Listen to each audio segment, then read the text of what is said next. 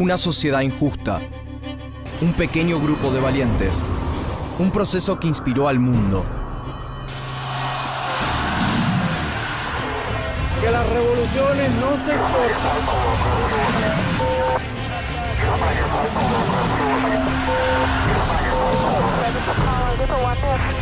Esta América de color.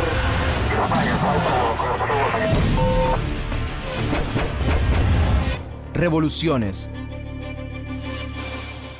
A fines de la década de 1960 tuvo lugar el fin de la aparente ola democratizadora y reformista que se había abierto en América Latina con el triunfo de los aliados en la Segunda Guerra Mundial. Cuba se convertiría en el escenario del único hecho revolucionario que sobreviviría a todo tipo de intervención.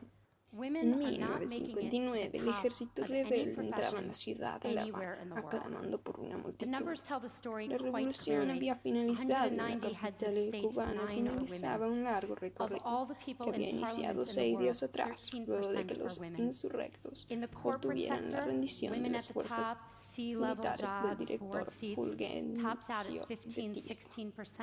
En 1930, el destino de Cuba estaba en las manos de Fulgencio Batista y en 1940 asume como presidente.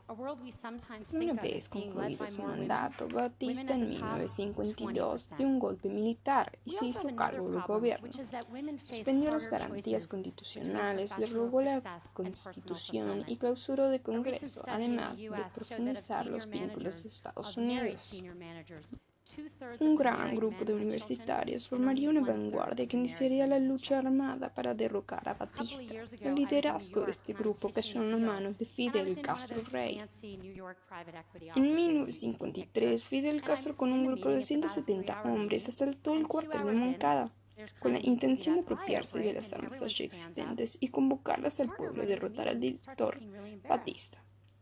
La toma del cuartel fracasó y concluyó el funcionamiento de algunos de los insurrectos y con la detención y enjuiciamiento de otros, Fidel Castro y Raúl Castro.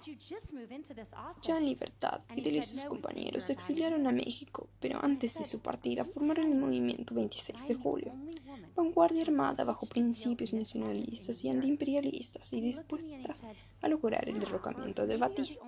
El movimiento de 26 de julio se entrenó en las tácticas de guerrillas y sumaron a sus filas Ernesto Che Guevara, pero fueron atacados por las fuerzas batistas con el apoyo de Estados Unidos en 1956, tratando de regresar al país.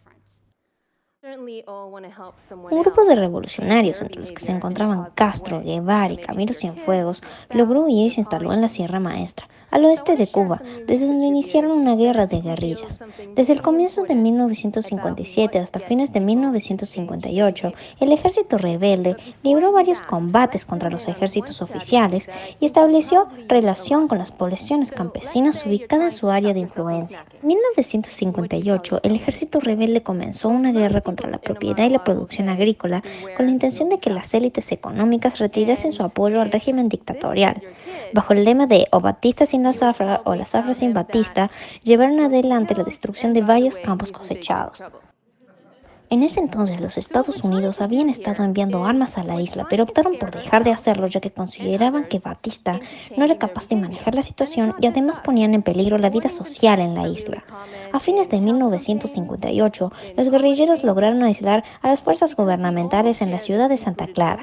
Este acontecimiento decidió la suerte a favor de los insurrectos. Finalmente, el 30 de diciembre de 1958, el estado de Batista se rindió ante la cuarta columna del ejército rebelde dirigida por Ernesto Che Guevara. Batista huyó de la isla y el 8 de enero de 1959 Fidel Castro y los revolucionarios entraron en La Habana, aclamados por la población allí reunida. Una de las primeras medidas tomadas por quienes habían llevado adelante la revolución fue una ley de confiscación de bienes mal habidos y un enjuiciamiento de aquellos acusados por ser responsables de torturas y asesinatos durante la dictadura de Batista. Centenares de los acusados en estos juicios revolucionarios fueron hallados culpables y luego fusilados. Fidel Castro designó presidente a Manuel Urrutia Lleó, un representante de las clases medias urbanas, a José Miró Cardona como primer ministro y reservó para él el cargo de comandante en jefe de las Fuerzas Armadas. Fueron acompañados por un gabinete de ministros de las más variadas orientaciones ideológicas. En febrero de 1959, Miró Cardona dejó su cargo y el propio Castro asumió en su lugar. Mientras las medidas revolucionarias avanzaban, alterando profundamente la realidad socioeconómica cubana, los sectores moderados comenzaron a retirar su apoyo. En julio de 1959, cuando Urrutia declaró su intención de convocar elecciones, Castro lo destituyó y designó en su reemplazo a Osvaldo Dorticós Torrado, un dirigente de las filas comunistas, quien ejerció el cargo de la presidencia hasta 1976. Urrutia no fue el único que apoyó la causa revolucionaria en sus comienzos, pero luego se alejó. En octubre de 1959, por ejemplo, Huber Matos, uno de los más destacados jefes revolucionarios, fue encarcelado luego de que presentara su renuncia como comandante del ejército debido al giro que estaba tomando el proceso revolucionario. Un año después, abandonó el país Miró Cardona, quien asumió el liderazgo del exilio cubano en Estados Unidos. La revolución había definido su rumbo y afianzaba cada vez más su pertenencia socialista. El 28 de octubre de 1960 quedaron conformados los comités de defensa de la revolución. Estos comités debían asumir tareas de vigilancia en sus barrios con el fin de detectar y denunciar posibles acciones contrarrevolucionarias que pusieron en riesgo el proceso indicado en enero de 1959. Junto a su labor de control, los comités de defensa de la revolución desarrollaron actividades comunitarias, como campañas de vacunación, promoción de trabajos voluntarios, etc. Los cambios en la vida política de la isla culminaron en 1961, con la fundación de un nuevo partido comunista, conocido primero con el nombre de Organización Revolucionarias Integradas. En 1963 cambió su denominación a Partido Unido de la Revolución Socialista para convertirse finalmente en el Partido Comunista Cubano en 1965. Esa nueva fuerza surgió de la fusión del movimiento 26 de julio, el viejo Partido Comunista, el Partido Socialista Popular y el Directorio Revolucionario, una organización fundada en 1956 que se había sumado a la guerra de las guerrillas. Por otra parte, desde muy temprano, el gobierno revolucionario tomó medidas radicales que provocaron la desconfianza primero y el malestar después de los Estados Unidos. Ese malestar se agudizó a medida que las autoridades cubanas estrechaban lazos económicos y políticos con la URSS y profundizaban el proceso de nacionalización de la economía de la isla. La tensión entre Cuba y los Estados Unidos creció en el transcurso de 1960, cuando Cuba llevó adelante acciones como la firma del primer acuerdo económico con la URSS. La respuesta de los Estados Unidos fue suspender la importación de azúcar cubana y prohibieron la mayoría de sus exportaciones a la isla. Finalmente, en enero de 1961, rompieron relaciones con Cuba.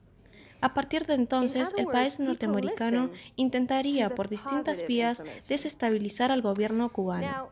Para ello contó con la colaboración de un importante número de emigrados cubanos que se habían alojado en los Estados Unidos, sobre todo en la ciudad costera de Miami. Apoyados por el gobierno que los alojó, los exiliados cubanos lograron un nivel significativo de organización y unidad, y se mostraron dispuestos a participar de cualquier iniciativa que propiciara el derrocamiento de Castro y sus aliados. El presidente Eisenhower utilizó esta predisposición y lo sumó a su plan. En enero de 1961, John F. Kennedy asumió la presidencia de los Estados Unidos. Este presidente no frenó la iniciativa de la invasión. Sin embargo, estableció que ningún militar norteamericano podría participar de ella. Por tanto, exiliados cubanos tenían planeado desembarcar con un consejo revolucionario liderado por Miró Cardona, que solicitaría ayuda a los Estados Unidos con el objetivo de derrotar a Castro. En abril de ese mismo año, la expedición invasora ingresó a la isla por la bahía Cochinos, pero rápidamente fueron aplastados por las fuerzas revolucionarias. El 17 de octubre de 1962, el mundo se enteró, gracias a la inteligencia norteamericana, de la instalación en tierra cubana de 42 misiles soviéticos de mediano alcance apuntando directamente a los Estados Unidos. La tierra estuvo al borde de una guerra nuclear. Por ello, Estados Unidos optó por un accionar cauteloso, el cual combinó con un bloqueo marítimo a Cuba y negociaciones secretas con la URSS. Durante 13 días, el gobierno cubano se mantuvo alejado de las negociaciones. Finalmente, Khrushchev optó por desmantelar los misiles a cambio de la promesa norteamericana de no invadir Cuba. La revolución de 1959 transformó el orden económico y social del país mediante la reforma agraria, la expropiación de las empresas extranjeras y la nacionalización de la economía cubana en general. Las primeras acciones buscaron disminuir la desocupación, aumentar los salarios y bajar el costo de los alquileres públicos. El 17 de mayo de 1959 se firmó el decreto de la reforma agraria, la cual prohibía la tenencia extranjera de la tierra. Permitía el acceso gratuito a la propiedad de las tierras que trabajaban para casi 200.000 familias, entre otros puntos. Para alcanzar el desarrollo industrial y la diversificación agrícola eran necesarios recursos, dinero y experiencia, cosa que escaseaba en la isla. Por ello, Cuba se volvió cada vez más dependiente a los aportes económicos de la URSS. La revolución produjo cambios en la condición de vida de las clases trabajadoras. En el ámbito educativo, el gobierno propuso la erradicación del analfabetismo y junto con las brigadas alfabetizadoras, a fines de 1961, se logró alfabetizar a más de 700.000 personas. Respecto a los derechos políticos, se recortó la libertad de prensa y se encarcelaron cientos de opositores. Por otro lado, se promocionaron valores como la familia, la integridad y el trabajo. El impacto en América Latina.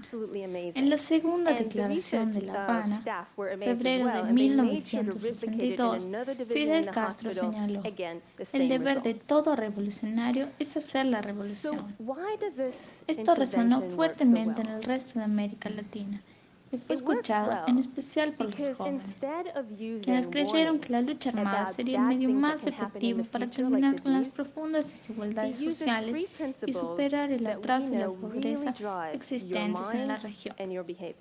Surgieron distintos movimientos revolucionarios desarrollados durante las décadas de 1960 y 1970. Se trató de un proceso de radicalización política que afectó no solo a los partidos de la izquierda, sino también a algunas fuerzas no marxistas. Dentro de este último grupo podemos encontrar a los montoneros de la Argentina, que se reconocieron peronistas, o al Ejército de Liberación Nacional de Colombia, que reconoce vínculos de origen con el Partido Liberal.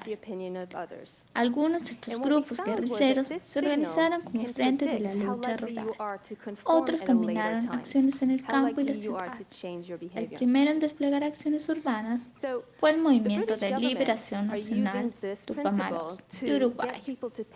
De todos los movimientos revolucionarios surgidos, el único que triunfó y se hizo con el poder fue el Frente Sandinista de Liberación Nacional, FSLN, de Nicaragua, formado a los comienzos de 1960. El nombre del grupo se debió a que los fundadores del Frente quisieron homenajear a la figura de Augusto Sandino, el líder de las fuerzas rebeldes que compartieron la ocupación norteamericana en el país centroamericano. Sandino fue asesinado en 1934 por la Guardia Nacional bajo las órdenes del dictador Anastasio Pacho Somoza. Si bien a comienzos de 1970 el FSLN mostraba muy poca actividad, a partir de 1974 relanzó sus actividades con una toma de rehenes. Desde entonces inició la lucha contra el gobierno de Anastasio, hijo del dictador anterior. Finalmente, el Frente Sandinista de Liberación Nacional derrocó al gobierno somocista en julio de 1979, con lo cual abrió una nueva etapa en la historia de Nicaragua. En En 1961, mediante la fracasada invasión de Bahía Cochinos y la llamada crisis de los misiles en 1962, en que Estados Unidos se comprometía a no invadir Cuba y retirar sus misiles de Turquía, a cambio de que la Unión Soviética desistiera de instalar misiles en la isla. Kennedy lanzó un plan de ayuda económica conocido como la Alianza del Progreso. Este plan tenía como objetivos el aumento del Producto Bruto Nacional, la elaboración de programas de reforma agraria, distribución más equitativa de las riquezas nacionales, eliminación del alfabetismo y escolarización primaria obligatoria. La realidad latinoamericana resultaba más compleja y los resultados no fueron los esperados. El PBN aumentó durante los primeros 7 años. También fracasó sus ambiciones de sostener la democracia. Estados Unidos intentó presionar a Cuba por vía diplomática, entonces desarrollaron una política para expulsarla a Cuba de la OEA y la ONU. En enero de 1966 se desarrolló en La Habana la primera conferencia de solidaridad de los pueblos de Asia, África y América Latina, llamada la Conferencia Tricontinental. Aquí se reunieron diferentes representantes socialistas, como Salvador Allende, presidente chileno en 1970, Amílcar Cabral, de Cabo Verde, el guatemalteco Luis Augusto Turcios Lima, dirigente comunista uruguayo Ruy Arizmendi y el peronista John W. Cook de la Argentina. En esta reunión se denuncia el imperialismo y el colonialismo a nivel mundial, y en ella se logra formar la Organización de Solidaridad de los Pueblos de Asia, África y América. A su vez, las delegaciones de los países latinoamericanos construyeron la Organización Latinoamericana de la Solidaridad. La política diplomática que los Estados Unidos desarrolló en el ámbito de la OEA culminó con la expulsión de Cuba de este organismo. El país caribeño respondió con 2 importantes documentos. En la primera declaración de La Habana, Fidel Castro definió el carácter antiimperialista de la revolución. Además, obtuvo el respaldo popular para aceptar la protección soviética en caso de ser atacado por los Estados Unidos. También anunció una política de fortalecimiento de las relaciones con los países socialistas. Luego, el 4 de febrero de 1962, con la expulsión de Cuba ya formalizada, Fidel Castro pronunció otro discurso, llamado la Segunda Declaración de La Habana, donde expone las intenciones de los Estados Unidos y los sectores dominantes latinoamericanos respecto a la liberación de los pueblos. Castro alentó la expansión continental de la revolución y destacó el papel importante de los campesinos de esta lucha. Por otra parte, dio a conocer la decisión de privilegiar sus vínculos con los soviéticos, pero sin descuidar la relación con los chinos, y así lograr un equilibrio cubano.